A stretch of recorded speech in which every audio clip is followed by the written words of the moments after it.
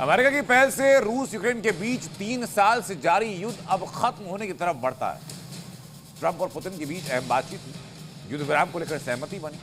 Putin 30 दिनों के युद्ध विराम पर अब राजी हो चुके हैं, जिससे इस लंबे और विनाशकारी युद्ध को खत्म करने की संभावनाएं और बढ़ गई। ट्रंप की मध्यस्थता, रूस यूक्रेन युद्ध रुकेगा, युद्ध विराम पर सहमति, गोला बारूद की गूंज थमेगी। ट्रंप की पहल, ज़ेलेंस्की झुके, पुतिन नरम।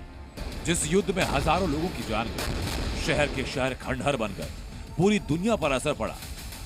जिस जंग ने अब तक जाने कितने घर उजाड़े, हर सुबह गोले बारूद की गड़गड़ाहट, हर रात मौत के साए में कांपते लोग, यूक्रेन की धरती पर बिछी तबाही, रूस के सैनिकों की बर्बादी।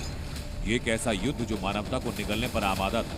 रूस और यूक्रेन के बीच चल रहा वही युद्ध अब खत्म होने की कगार पर। अमेरिकी राष्ट्रपति ट्रंप की मध्यस्थता से इस भयावह युद्ध को रोकने की पहली बड़ी कोशिश रंग लाती दिखाई पड़ रही है। ट्रंप और रूस के राष्ट्रपति पुतिन के बीच हुई 2 घंटे की लंबी बातचीत के बाद फैसला हुआ। पुतिन ने ट्रंप के प्रस्ताव पर सहमति जताई और 30 दिनों के अंदर युद्ध विराम पर हामी भरी। अब उम्मीद ये कि ये अस्थायी सीज फायर बहुत जल्द युद्ध विराम में तब्दील हो सकता है। दरअसल मंगलवार की रात फोन कॉल पर एक तरफ ट्रंप थे तो दूसरी तरफ रूस के राष्ट्रपति व्लादिमीर पुतिन। 2 घंटे से ज्यादा चली इस बातचीत में ट्रंप ने युद्ध रुकवाने के लिए पूरी ताकत झोंक दी। ये वही ट्रंप जिन्होंने चुनावी मंच से वादा किया कि वो इस जंग को खत्म करके दम लेंगे। डोनाल्ड ट्रंप ने पुतिन को इस युद्ध से होने वाले नुकसान की याद दिलाई। साफ किया कि युद्ध का कोई ठोस नतीजा नहीं निकलने वाला, बल्कि इससे सिर्फ तबाही होगी, मौत का आंकड़ा बढ़ेगा। ट्रंप ने बताया कि रूस पर लगे प्रतिबंधों ने उसकी इकोनॉमी को कमजोर कर दिया और युद्ध जारी रहा तो हालात और खराब होंगे। ट्रंप का मैसेज क्लियर था ताकि दोनों देश शांति वार्ता की मेज पर पहुंच सके। ट्रंप ने पुतिन को समझाया और शायद उनकी कमजोर नस को छू लिया और पुतिन ने हां कर दी।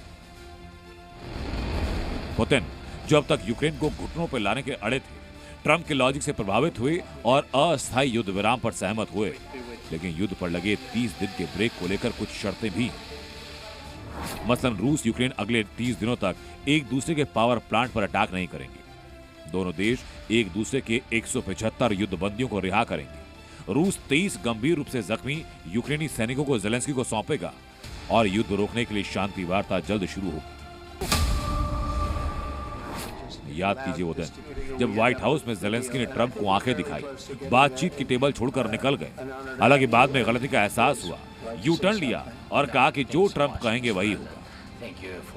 अब ये 30 दिन का युद्ध विराम क्या परमानेंट सीज फायर हो सकता है, ये समय बताएगा। लेकिन इतना जरूर कि ट्रंप की इस पहल ने शांति की उम्मीदें जगा दी।